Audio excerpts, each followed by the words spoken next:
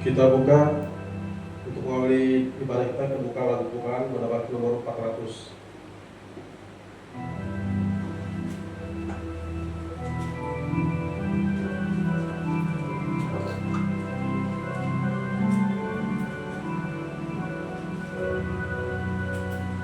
Andaikanlah ku pahami bahasa semuanya, hanyalah bahasa cinta, suci setia hati, ajarilah kami Tuhan, bahasa cinta kasih akan aku lakukan, yang luhur dan mulia.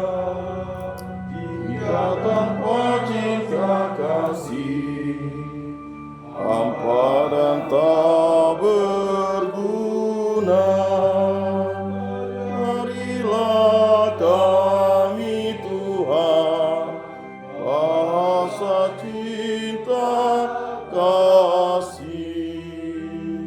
Andaikan aku dermakan segala harta milik, hanya cintaku yang mampu membahagiakan orang. Ajarilah kami Tuhan bahasa cinta kasih. Cinta itu lemah lembut, sabar dan murah hati, tidak cari keuntungan orang.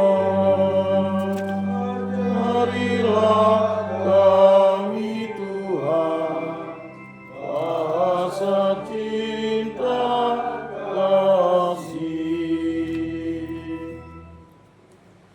Dalam nama Bapa dan Putra dan Roh Kudus, amin. Semoga kasih karunia Tuhan Yesus Kristus, cinta kasih Allah, dan persekutuan Roh Kudus beserta kita sekarang dan selama-lamanya. Bapak-bapak, saudara-saudara yang terkasih dalam Yesus Kristus, Kamis Putih merupakan masuk dalam Tri Hari Paskah, dan kebanyakan orang-orang Katolik, orang-orang Kristen biasa mengenal dengan Tri Hari Suci. Tri Hari Paskah itu dimulai dari jam 6 sore, hari Kamis Putih itu, kemudian Jumat Agung, Sabtu Suci atau Sabtu Sunyi, lalu masuk ke peristiwa terbesar yaitu Minggu Paskah. Dalam Tri Hari Paskah itu, perayaan memang sudah dimulai pada Kamis Putih jam 6 sore. Di situ dalam setiap gereja di paroki-paroki pasti ada ritual, yaitu pembasuhan kaki sebagai simbolisasi kerendahan hati Yesus Kristus untuk mengungkapkan bagaimana pelayanan itu bisa menjadi sesuatu yang istimewa dengan mencintai sesama serendah-rendahnya, dan akhirnya dalam peristiwa Kamis Putih itu kita bisa melihat bagaimana ketulusan dari seorang pemimpin, seorang raja yang sudah dieluk-elukan pada Minggu Palma untuk menjadi raja dunia, tetapi rupanya Yesus Kristus bukan hanya raja dunia, Dia adalah raja alam semesta, raja surga dan bumi, yang menjadi manusia, merendahkan diri serendah-rendahnya, sehingga simbolisasi pembasuhan kaki merupakan suatu simbol lambang cinta kasih yang begitu besar. Bagaimana Tuhan Yesus Kristus mau membasuh kaki para muridnya. Bapak-bapak, saudara-saudara yang terkasih dalam Yesus Kristus, Pekan Suci yang kita masuki dari Minggu Palma merupakan suatu rangkaian yang luar biasa. Biasanya dalam Senin, Selasa, Rabu di pekan suci itu umat diajak untuk berefleksi yang dalam tentang kisah sengsara Yesus Kristus. Dan biasanya pada Kamis pagi diadakan misa krisma yang dilakukan di pusat paroki yaitu katedral dipimpin oleh Bapak Uskup untuk memberkati minyak-minyak yang akan dipakai dalam setahun pada masa kegiatan gereja, yaitu yang paling utama adalah minyak krisma.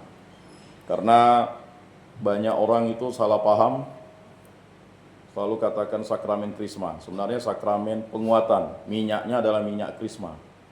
Nah, ini mungkin pengetahuan yang sering kita lupakan. Jadi sakramen krisma itu sebenarnya adalah sakramen penguatan.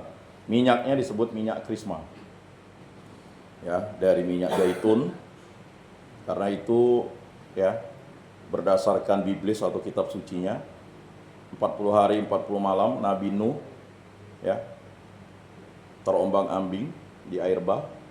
Lalu dia setelah itu meminta burung merpati untuk terbang, dan akhirnya burung merpati itu menggigit daun pohon zaitun. Nah, itu dasar Biblisnya sangat kuat. Sama seperti Nuh dibaptis dengan air bah 40 hari 40 malam. Gitu juga sakramen penguatan itu menguatkan iman kita bagi yang dibaptis dalam gereja Katolik sebagai suatu tanda kedewasaan untuk mewartakan firman dan sabda Tuhan. Kemudian ada pemberkatan untuk minyak orang sakit, untuk sakramen pengurapan orang sakit, dan juga ada minyak katekumen. Jadi ketika nanti orang dibaptis akan diminyaki, dan biasanya minyak-minyak itu memang sebagai suatu tanda bahwa Allah memberikan berkat kepada orang yang diurapi itu untuk selalu setia kepada Yesus Kristus Tuhan dan Juru Selamat. Dan kemarin kami mengikutinya di Keuskupan Agung Pontianak itu hari Selasa. Karena itu permintaan para imam yang ada di Keuskupan Agung Pontianak, karena diundang dan mereka mengucapkan pengulangan janji imamatnya. Dan di situ kita tahu bahwa sakramen-sakramen yang diberkati atau yang diberikan kepada umat itu mesti memang menjadi simbolisasi cinta kasih Kristus. Ada 120 imam yang datang, yang hadir di gereja katedral, dan para imam, para biarawan-biarawati, dan juga para umat yang hadir menyaksikan bagaimana peristiwa langka 1 tahun sekali minyak-minyak itu diberkati oleh Bapak Uskup sebagai suatu tanda rahmat bagi kita. Dan sering memang di antara kita melewati misa krisma itu. Biasanya memang misa krisma itu Kamis pagi, tetapi karena situasi Keuskupan Agung Pontianak itu sudah hampir mau 36 paroki. Karena ada paroki Kuala Behe dan paroki Senakin itu akan jadi paroki, dan para pastor parokinya harus kembali dengan segera karena untuk merayakan misa Kamis Putih. Dan misa Kamis Putih itu rangkaiannya panjang, berkatnya nanti pada Jumat Agung itu. Jadi Kamis Putih itu biasanya setelah misa umat diundang. Tidak ada berkat dari imam karena semua panti imam itu dikosongkan, tabernakel juga dikosongkan dan ditahtakan untuk diundang umat-umat itu untuk tuguran. Di kota Pontianak ini atau di Keuskupan Agung Pontianak ini hanya satu paroki saja tugurannya sampai jam 6 pagi. Yang lain sampai jam 12 malam, itu paroki Bunda Maria Druju. Nah, itu sudah sesuatu yang ditradisikan. Jadi tuguran itu berganti-ganti setiap lingkungan. Setelah itu nanti pada jam 7 pagi ada ibadat jalan salib. Nah, biasanya ada tablo di situ. Untuk di Paroki Bunda Maria Jeruju, MRPD, dan Paroki Katedral itu tablo. Paroki-paroki lainnya sepertinya tetap jalan salib. Selanjutnya pada jam 3 sore nanti diundang kembali untuk ibadat penyembahan salib. Nah, di situ ya satu rangkaian. Setelah itu baru nanti ada berkat dari imam dan kita akan masuk ke masa atau ke hari Sabtu Suci, dan Vigili Paskah juga akan dilaksanakan pada malam Paskah. Dan panjang memang. Dan terkadang memang bagi umat Katolik sering ketinggalan satu momen, misalnya ikut hari Kamis Putihnya, tapi ya memang teguran tidak wajib, tapi sayang gitu. Lalu ibadat jalan salib, ya. Ibadat jalan salib diberikan kesempatan setiap Jumat itu ada ibadat jalan salib. Dan bahkan paroki-paroki itu, Paroki Bunda Maria Jeruju, kemudian Paroki Katedral, Sisilia, mungkin juga Stella Maris, langsung digabung dengan misa harian. Dan animo umat sangat antusias ya. Bapak-bapak, saudara-saudara yang terkasih, supaya kita layak menyampaikan doa-doa kita di hadapan Allah Tritunggal Yang Maha Kudus, marilah kita mengakui dosa dan kekurangan kita. Saya mengaku kepada Allah yang Maha Kuasa dan kepada saudara sekalian bahwa saya telah berdosa dengan pikiran dan perkataan, dengan perbuatan dan kelalaian. Saya berdosa, saya sungguh berdosa. Oleh sebab itu saya mohon kepada Santa Perawan Maria, kepada para malaikat dan orang kudus, dan kepada saudara sekalian, supaya mendoakan saya pada Allah Tuhan kita. Semoga Allah memandang dan memperhatikan kita, semoga Ia menunjukkan kerelaan hatinya, serta memberikan pengampunan dosa dan damai sejahtera kepada kita. Amin.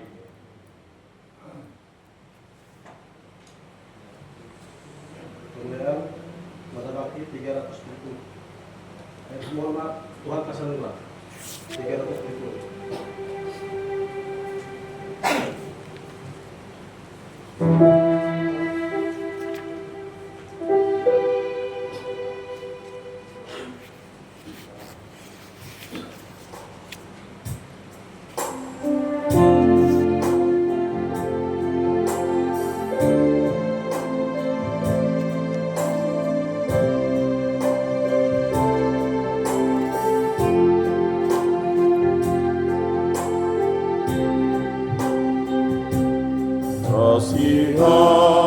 Kasihanilah kami ya Tuhan, karena Engkau Maha Rahim. Hapuskan dosa dan salah kami demi Sarah Putramu. Jadikan hati kami suci dan sanubari pun berseri, agar bersorak-sorai lidah kami mewartakan kasih-Mu.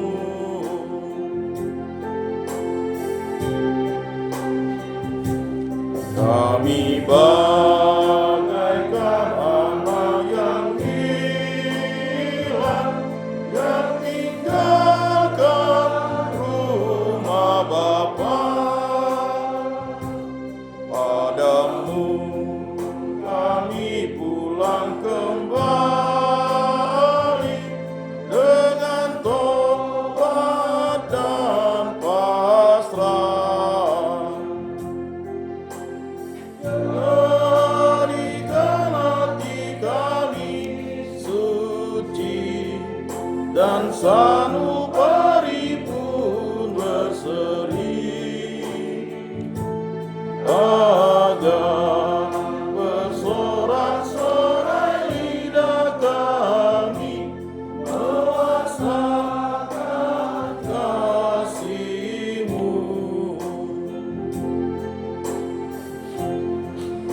Marilah kita berdoa.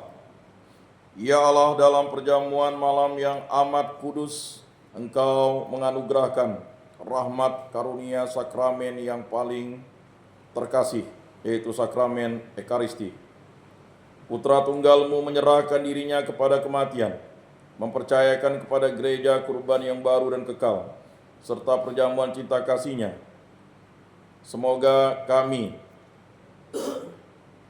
yang merayakan perjamuan pada saat ibadat ini menimba kepenuhan kasih dan hidup dari misteri yang luhur dan agung itu, dengan pengantaran Tuhan kami Yesus Kristus, Putra-Mu yang hidup dan berkuasa bersama Dikau dalam persatuan Roh Kudus, Allah sepanjang segala masa. Amin.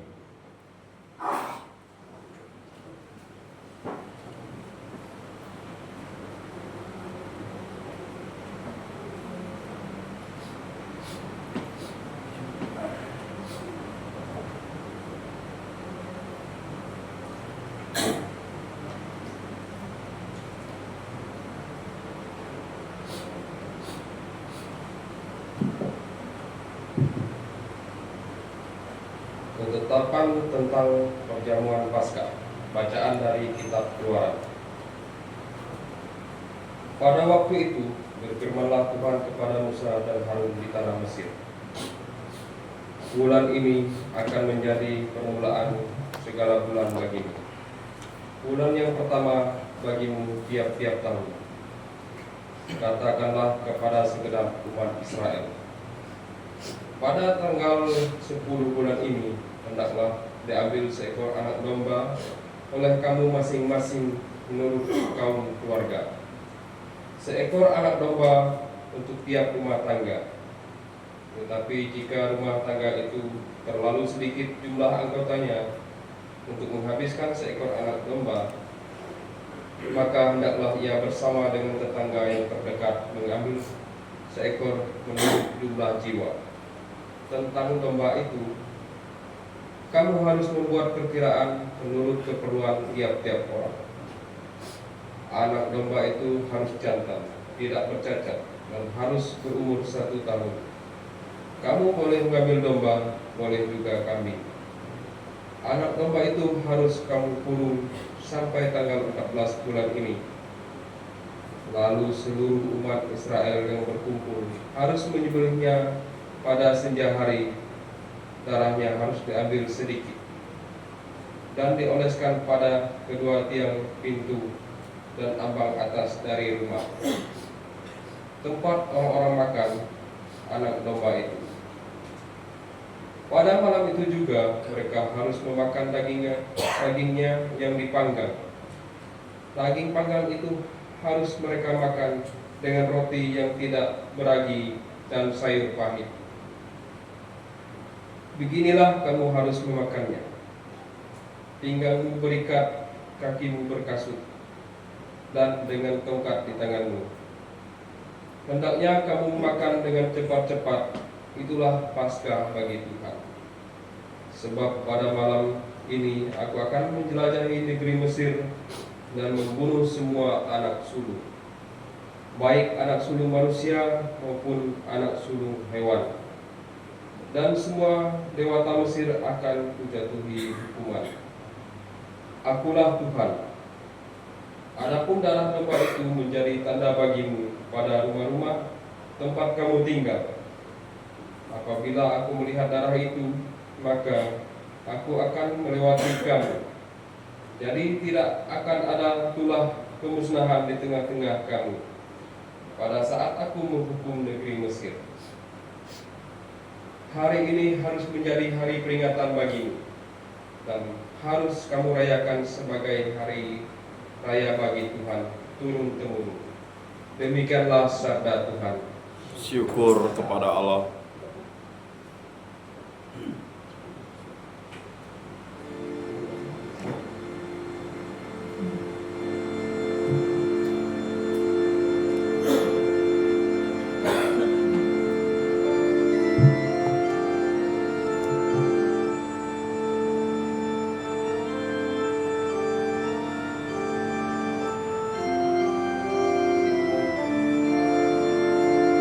Biarlah syukur ini adalah persekutuan dengan darah Kristus.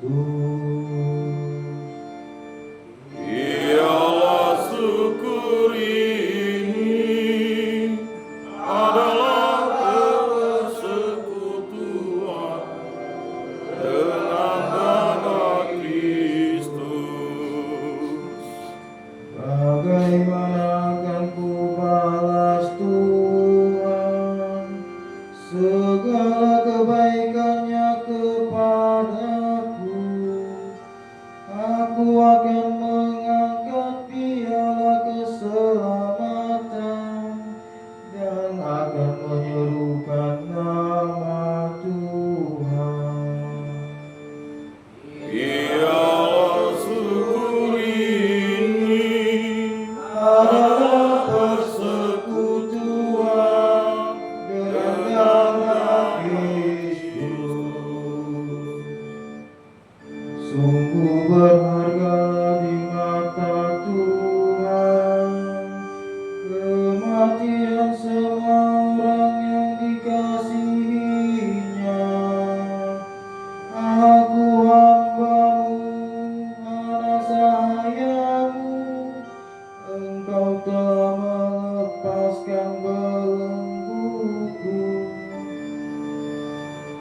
Biarlah syukur ini adalah persekutuan dengan darah Kristus. Aku akan mempersembahkan kurban syukur kepadamu dan akan menyerukan nama Tuhan. Aku akan membayar nazarku kepada Tuhan di depan seluruh umatnya.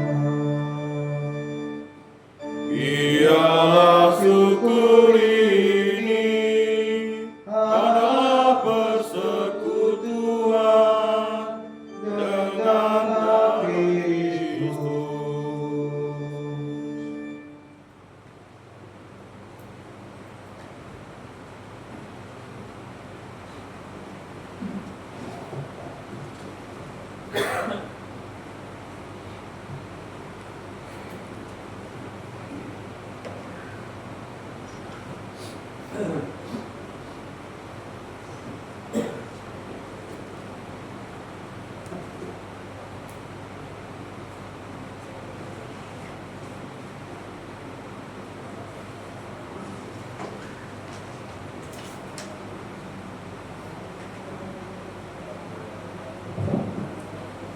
Bacaan dari surat pertama Rasul Paulus kepada jemaat di Korintus. Saudara-saudara, apa yang telah kutuliskan kepadamu ini telah aku terima dari Tuhan, yaitu bahwa Tuhan Yesus pada malam Ia diserahkan mengambil roti, dan setelah mengucap syukur atasnya, Ia memecahkan roti itu seraya berkata, "Inilah tubuhku yang diserahkan bagimu. Perbuatlah ini untuk mengenang daku." Demikian juga Ia mengambil cawan sesudah makan, lalu berkata, "Cawan ini adalah perjanjian baru yang dimeteraikan dalam darahku. Setiap kali kamu meminumnya, perbuatlah ini untuk mengenang daku. Sebab setiap kali kamu makan roti ini dan minum dari cawan ini, kamu mewartakan wafat Tuhan sampai Ia datang." Demikianlah sabda Tuhan. Syukur kepada Allah.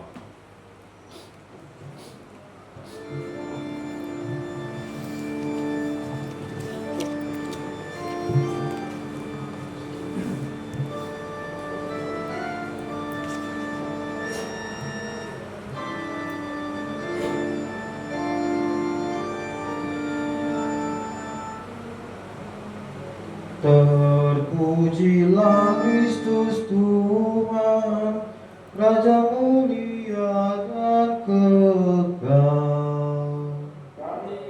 Terpujilah Kristus Tuhan, Raja mulia dan kekal. Aku memberikan perintah baru kepadamu, yaitu supaya kamu saling mengasihi, seperti aku telah mengasihi kamu. Demikian juga kamu harus saling mengasihi.